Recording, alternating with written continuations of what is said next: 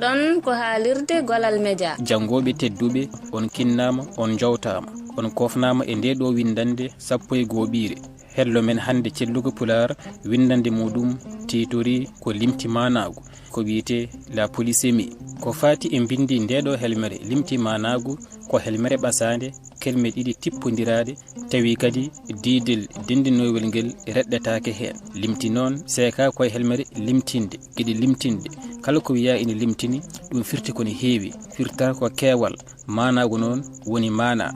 Limti managu ko helmere joguinde manaji kewɗi kala hen mana ina jogui andinore muɗum heeride nde jiida e heddinde nde. Dokken yeruji so tawi en mbi nangue ngue weeɗi ɓoggol ngol weeli e dow baalaji ɗo yeru gadan o hono nangue ngue weeli firtara ko nangue ngue ari hankadi e mudde caafe magge garti e gendaro tawi musani e guite. Yeru ɗimmo o ɓoggol ngol weeli e dow baalaji ɗo weelde firtata ko wonɗo ɓoggol ngol habɓi ma sengi tawi ko bellinigol ko heddi ko foof noon ina jaayo e weeyo. Yeruji goɗɗi sen mbi paate watti roƴande guesa mum gati sammere hen foof waɗi cettal gertogal jaaƴe natti wawde yaade sibu ina wonde cettal. Yeru tataɓo o welede yinno ko sancude sehil mum jaabu kono yitani cettal mum. Jangoɓe tedduɓe e nder ɗiɗo yeruji foof en kutorimi hen cettal kono kala hen helmere ene jogui mana muɗum keeriɗo. Yeru gadan o so tawi en mbi paate watti roƴande guesa mum gati sammere hen foof waɗi cettal ɗo cettal so gawri suuna fuɗɗima wuftude ko adoto feñje ko wiyete cettal. Yeru ɗimmo o gertogal jaaƴe natti wawde yaade sibu ina wonde cettal ɗo cettal ko ñaw garowu e gertode waɗa fujere e dow dumbuturu gertogal to. So ñaw cettal jaggi gertogal noon ngal heewi ko horade yaade ngal ronka yaade heddo e ngal sekka.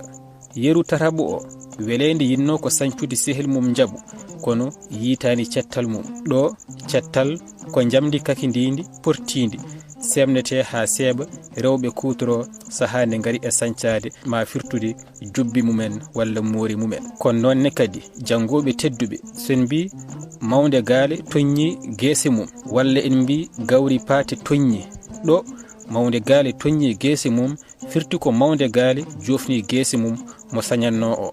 sen mbi gawri paate toññi firtal ko gawri ndi juggi. Tesko ɗen no moƴƴi jangoɓe tedduɓe limti managu ko ngaru ɗemgal tugnoto koye lowre e gonka ina himmi no feewi hutorade ɗum e nder bindande men.